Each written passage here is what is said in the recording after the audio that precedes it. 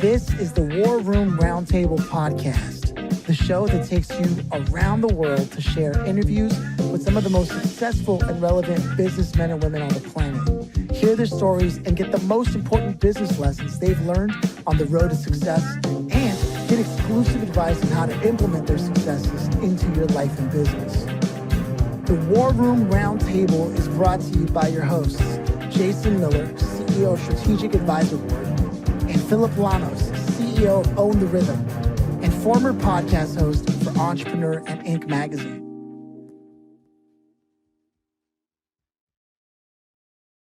So, welcome to the War Room. It's a pleasure to have you here, Debra. How you doing? I'm doing well, and it's a pleasure to be here. Thanks for the invite. Yeah, absolutely. You know, one of the things we like to do when we kick off this conversation on the show with a new guest is ask, do you yourself come from a family of entrepreneurs or business owners? Yes, I do. I actually grew up in a small business environment. My parents, they in the 80s were importing IBM compatibles, which in today's terminology is the desktop computers. And they were one of the front runners in doing that in Australia. And so the kitchen table, as in most small businesses, becomes the boardroom table. And by the age of 5, I understood, simple concepts like interest and the importance of being on top of your finances in a business. Yeah. Oh, wow. Okay. So that happens now. Was that sort of where you got the inspiration to go into business, even from that age, or was something else happened? Well, it was not really a conscious decision. A lot of what I learned just embedded in my common knowledge base. When I was about 8 or 9, Mum was complaining about there being too many lemons on the lemon tree, and because they're all falling off and rotting underneath. So I got all the kids in the street together. We filled up the washing basket. The only rule was that we had to take the good lemons off the ground first and put the rotten ones in the rubbish bin. So Mum had a second process in place there, and then we'd go down to the end of the street and we sell the lemons. And then at the end of the day, when we all had enough, I'd split up the takings between all of us, anyone that participated equally, and we all go up to the shop and have a big spend up on sweets and chips and all the things that you're not supposed to be eating. Oh, but, yeah. And I was just solving a problem that Mum had, but it wasn't really conscious decision that would be the vein that I would take. When I was choosing my subjects in the year 5 in high school in Australia, that's where you choose your subjects. I actually was led into all the science stream, which was not where I belonged. It's like being in a situation where everyone's talking a different language, and I just really didn't cope. So when I went into my final year, I took all the business subjects, and I actually topped the class in accounting and economics, because to me, I couldn't understand why they were teaching it, because it was so much part of my common base that I learned around the kitchen table growing up. My mum and dad ran their own business. Oh, wow. See, that's a perfect example of never judge a fish by its ability to climb a tree, right? That was your domain. The minute you stepped in, you're like, oh, wait, you guys are having trouble with this? This is what we talked about for breakfast. Yeah, that's true. That's true. Yeah. Okay. So at what point did you see, it was never a conscious decision, but at some point you had to make like a commitment to going into business, right? Yeah. From that point, I actually studied an economics and accounting degree, and I followed the accounting stream. So I became an accountant. And a lot of my places of employment was the small, medium business environment. Quite often I was the sole finance team in that business. So I had to do the whole facet of the finance function.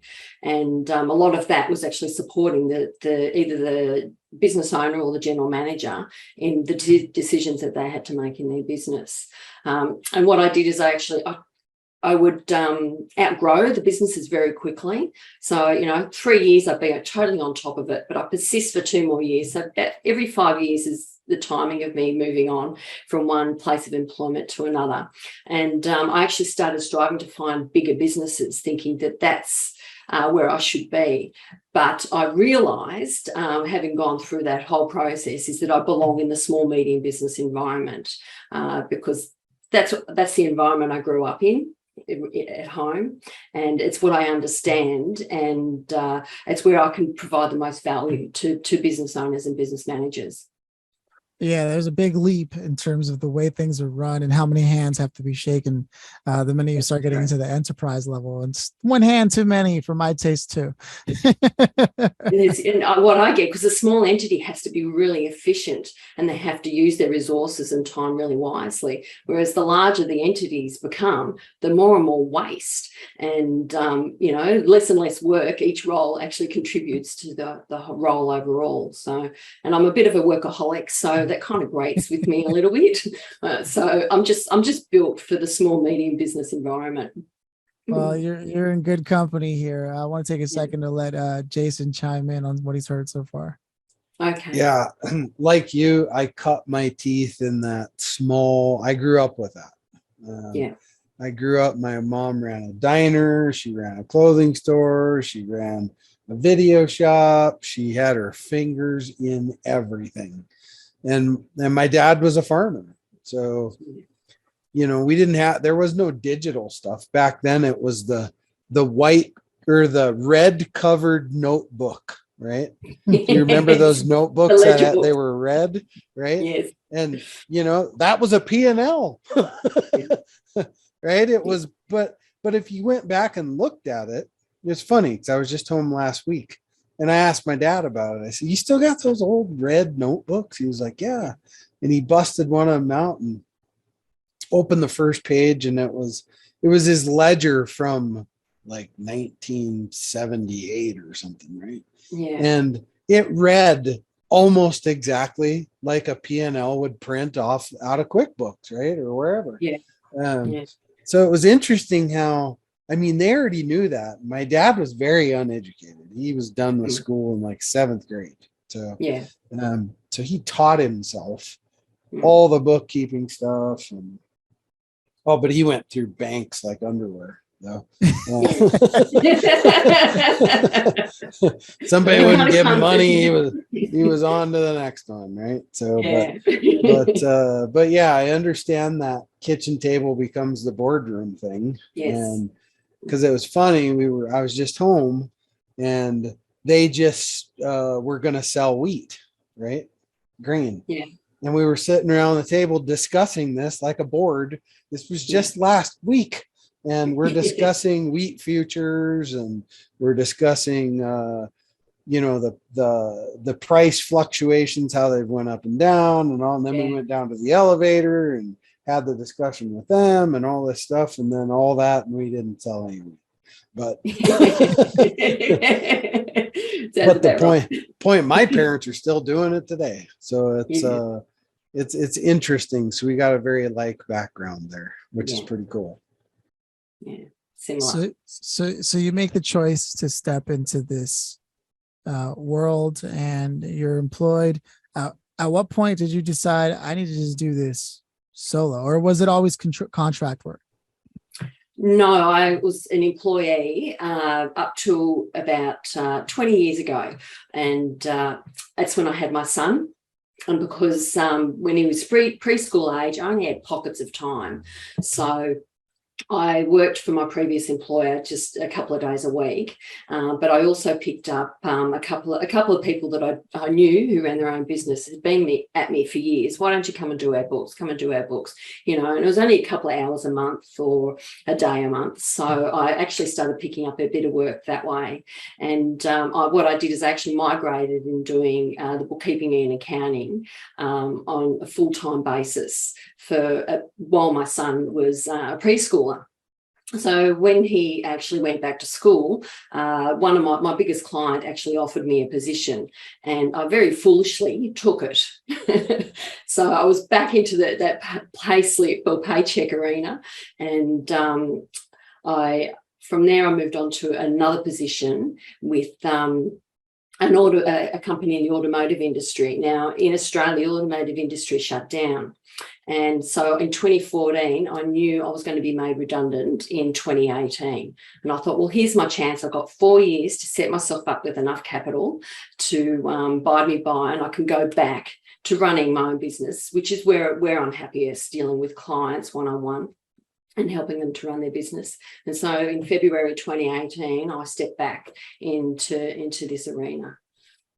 Oh, wow. Okay. And that's crazy timing, because a lot happened the minute you stepped back into the arena. Yeah, no kidding. It sure did. It sure Talk did. about the war room. Holy crap. Yeah. I actually in 28 that first year, because I had full 2018 and 2019, I actually picked up a lot of the clients that I had previously. So I very quickly had a client base again, and most of my work came from referrals. So by the time I got to probably about mid 2019, I was pretty much back where I was when I took that job with that client, the step I shouldn't have taken. Hey, well, it looks like it all worked out, though. It sounds like it only made you double down on what you knew was true all along. Yes. Yeah, that's true. That's true. Yeah. And there was no going back at this point, quite literally, because as soon as you stepped into the game, all of a sudden the world gets shut down. But people need their books run anyways, right? Well, exactly. What it's actually happened with the industry, it's sort of pushed it more into that remote space. So everyone is now got their accounting database online pretty much, so that I can do it remotely. So rather than having to do all this travel to all these different clients' places, I can actually do most of the grunt work at home in my office, where it's nice and quiet and you don't get those interruptions. So you get that continuity, and you're actually more thorough because you're in that quiet space, and then you can go and visit them, and you're more fully armed for what they're facing. Oh yeah, no, I think I was a part of a startup where the accounting guy, accounts receivable, accounts payable, he single-handedly kept the startup up and running, because I did a lot of things myself all at the same time. I was a part of the startup specifically for some podcasting reasons, but I got to see their facilities and the way they were run. But that guy single-handedly, that role kept that business afloat during the hardest times. And they have a lot of overhead because their entire overhead is real estate, right? They were a co-working space of sorts. So the work that accountants do, a good bookkeeper, wow, I mean, they will change the very nature of your business if you get a good one. If you get a bad one, they're out there. Yeah, but and quite often businesses need to experience a bad one to understand and really value a good one. It's often seen as work that has to be done, rather than seeing it as a means to actually help them and support them in running their businesses. Yeah. No, I mean, anybody who's running a business and doesn't understand the value of an account, like, it's like crazy. Yes, there are tools, technologies, but you need another human there to some degree to help you make objective decisions, especially when you're that close to your business. You can look at it differently, but having someone objectively, and I say all this just from reasoning and observations. I don't have a huge operation that I'm concerned about or what have you, but I've heard some stories. What I actually come across quite often is the business owner will have a perception of where they actually are, but the numbers tell a totally different story. And their first thing is, they put their finger on the report and go, this is wrong, right? So it's a matter of explaining what the figure actually represents, because they view it from a totally different perspective than the way that it's being prepared. So, and I find that that's probably the biggest challenge, is getting that streamlined so that we're on the same wavelength, and they can actually see the value in these reports that they used to think were always wrong. Oh no, it's the beauty behind math. It's the one thing that'll never lie to you. Exactly. If those financial statements are prepared right, they tell you it's full of treasure of your business. Oh. I love it. I was just going to say, Jason has said that I think 3 or 4 times today, Yeah. just in passing, but it never has it been more accurate than right now in the moment. Yes. It's one of those things where, yeah, I've had conversations with friends before where they're like, yeah, I work with some people who don't even know the numbers at all of their business. Yeah. And I'm like, yeah, no matter how you slice and dice it, you have to know the reality of your numbers no matter what. Even if there's zero, you better know that it's zero for sure. And it's And about here. Oh, I was just gonna say real quick is in your line of profession. Here's the beauty behind it. And I tell CEOs this all the time. Yeah. How are you supposed to know where you're going if you don't know where you've been? Exactly.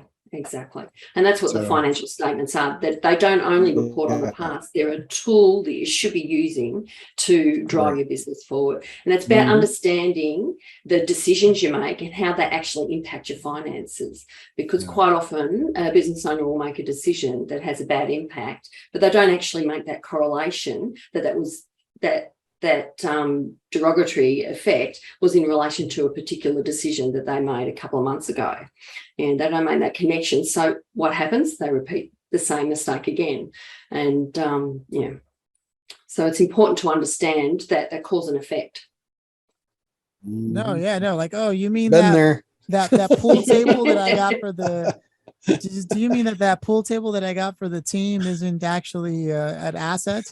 It's not, but it's workplace culture. No, it was a bad buy. You'd be better off buying everybody pizza for the next 3 years than doing that. Exactly. At least you can write that off. What are you gonna do with a pool table? No, I love it. I'm glad that we established quite firmly just how important the work you're doing is, because it cannot be understated. So what do you have your sights set on now? Because it looks like, 2019, you got off to a grand spanking start. I mean, you hit the ground running, and now you're here a couple of years in, right where you were supposed to be to begin with. What are you looking forward to?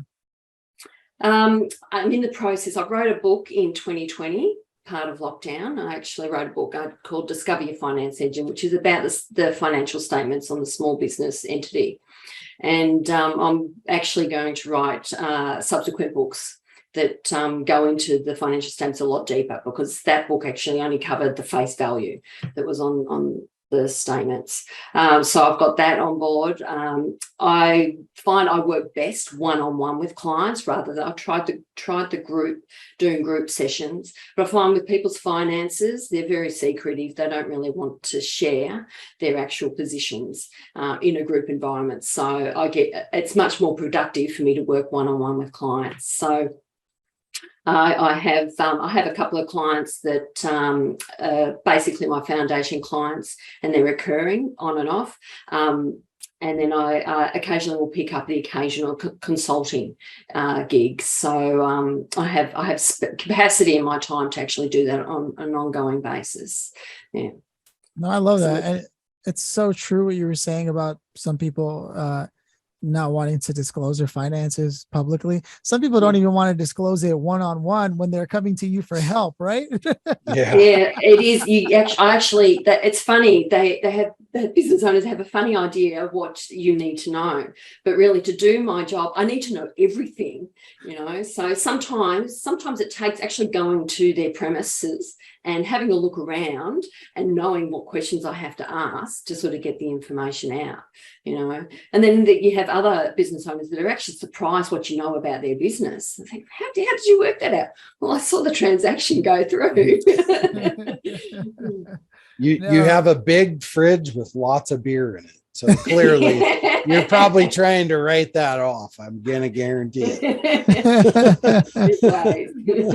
No, it's crazy. I remember there was a time I was in New York. I was working for a marketing agency and we were hiring new people.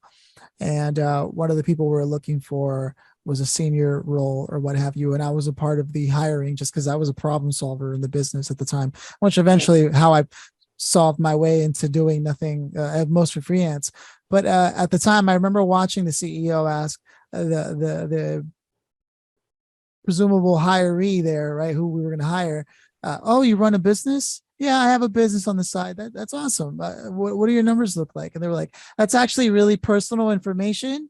And I was like, huh, that's an interesting response, and the more I watched it over and over again, only to realize that the opposite of that, you go to like bigger rooms and any business person will be like, roughly $200,000 in revenue, like net after everything, or this or that. And it's like, no one is scared to say that when they're actually successful. You can actually, what they don't realize, they can talk in percentages. And then, that still gives you the information that you're asking for, but it doesn't disclose figures. It could be, it could be just talking thousands of dollars rather than millions of dollars if you use percentages. So, right. Oh, about 80% of my business is actually, yeah, right. Something like that. yeah. Yeah, no, it's fascinating. So where can people go to be on the lookout for your book, to connect with you for services potentially? Okay, well, my book is available in all corner bookstores and all online bookstores.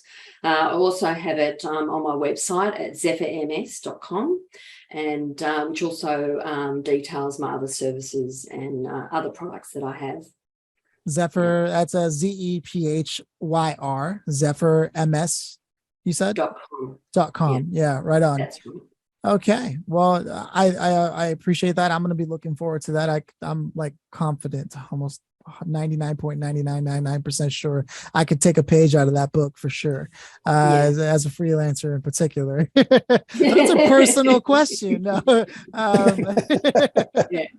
But with that said, I also would like to take out a quick break before we get back to the grand finales here.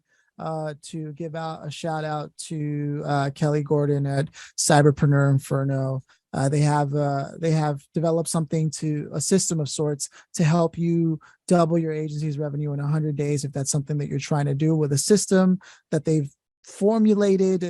These are people that are part of the community that support the show.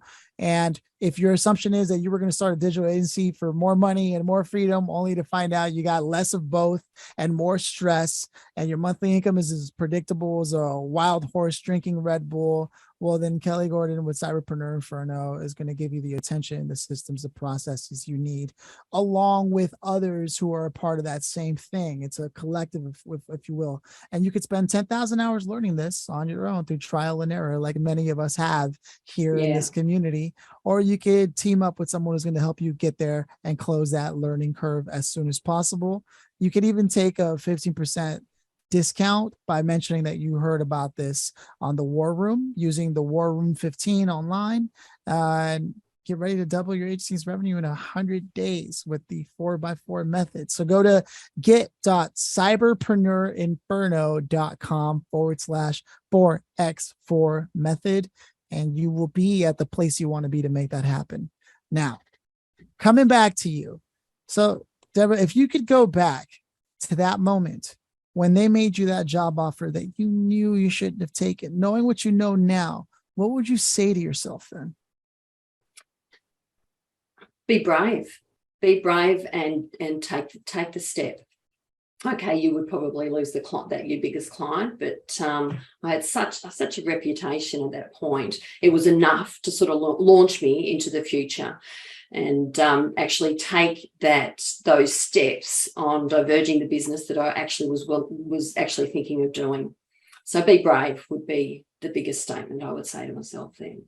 Oh, I love that context. That client made you a job offer, knowing you were working with a bunch of other people, and I was almost pressure, if you will, because, if you said no, that's wow. And you don't see that unless you're hindsight, right? Because in the moment you're like, oh, well, I don't want to rock the boat. But really, that was unfair. It was a test, and a test I failed, unfortunately. But I got back there in the end. It just took me a while. It happens. But I love that kind of reflection. With that said, I want to check in with Jason one more time before we go to the big finale. Yep. That's the you got the deck stacked on you. That's what that was. Yeah. That's right. You got the deck stacked on you. they probably knew you were in that place where it could go either way, but it was attractive enough. And yeah, but you made the leap, and the leaps are the ones that are important, and it's one thing I always try to get across to young people is,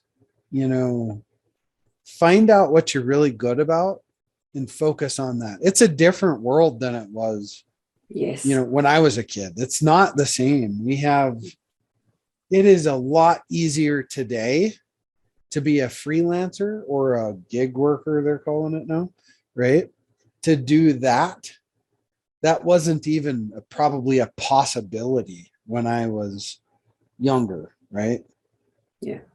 Just because people weren't hiring that kind of thing. We're in a virtual world today. None of that existed when I was a kid, right? There was no, I remember when MySpace came out. That probably dates me a bit. Never had an account though, but yeah, technology has it has like made life easy for the younger generation now to take off with this stuff, and hopefully there's a little inspiration from your story to be able to do that for sure. Yeah, I hope so. Well, they're definitely going to need your book, because even though their gig economy is real, financial literacy is not. Yeah, that's true. In particular for gig workers.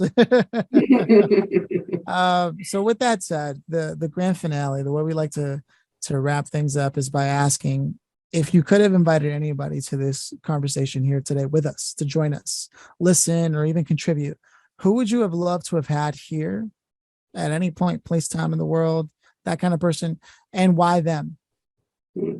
I would have invited Gino Wickman. I actually heard him on a podcast in 2020 when I was looking for people to give me testimonials on my book. And I caught him on a podcast. I can't remember what it was called. And I just from what he was talking, I thought, God, this guy thinks like me. I hadn't heard of him. I didn't know who he was. So I thought, I've got to see if this guy will give me a testimonial for my book. So I bought the book that he had out at the time, and I sent off an email, and they gave a response and said he's on a sabbatical at the moment, so you'll have to wait about 3-4 months. And I thought, well, I think he's worth waiting for. So I waited, and I actually got a testimonial for my book, Discover Your Finance Engine, from Gino Wickman. So I would love to have a conversation with him and find out where he's at, and to thank him for the gift he gave me. It's just the endorsement that someone of his caliber, which I learnt after I got the email, that he actually endorsed what I put down on paper. It was a big plus, and I'd love to have the opportunity to thank him. That is a pretty big deal. Was that Rocket Fuel? The book? No, it's Traction, right? No, the one that he just released was on the Entrepreneurial Leap. Okay. Yeah. Yep. I mean, Gino Wickman that's a big time player name right there. So you got the stamp from Gino Wickman. Wow. Yeah, and it makes sense. I mean, that only goes to show what you're talking about. That's money. Yeah. Well, the feedback I got was that what I'd written down actually made sense. Look good. Yes, that's what we're looking for. No, that's awesome. Yeah. Are you kidding? Having him on would have been a gas. I mean, all of us would probably still be not wrapping an episode, but starting the second half of the episode. That's how. No, it's crazy how much value certain people can bring to the table. And again, like we're saying, with what you've done and what you're continuing to do, we've been able to successfully, we hope, let people understand how valuable it is to really look at your numbers and keep it real with yourself, and get someone you can trust if you have trust issues, but really tell them the real deal so they can actually help you get your business where you're going. Because I mean, the work you do not only cuts costs, but also shows where profit can be had, right? Yes, that's true. And so It's really all about cash flow, not profit. If you follow your cash flow, you'll be profitable. there it is. No, Mhm. I'm a big fan already, and I'm gonna go. It's traditional to let Jason close us out, but I just want to say thank you so much for stopping by. It's been a pleasure getting to know you and for being so open about your story. I mean, those moments couldn't have been easy.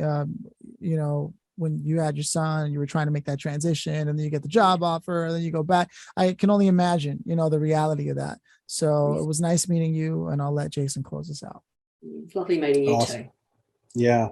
Yeah. Thanks for taking the 30 minutes of your time today. No time is precious, and it's the only thing we can't get back. Once it's gone, it's gone. So Yeah. That's true. we have to pick and choose what things in our life we want to influence the most. Mhm. And thank you for taking the time to come here and do just that with us and our audience. Thank you very much for the invite. It's been a good 30 minutes. Yeah. Cheers. All right. Cheers.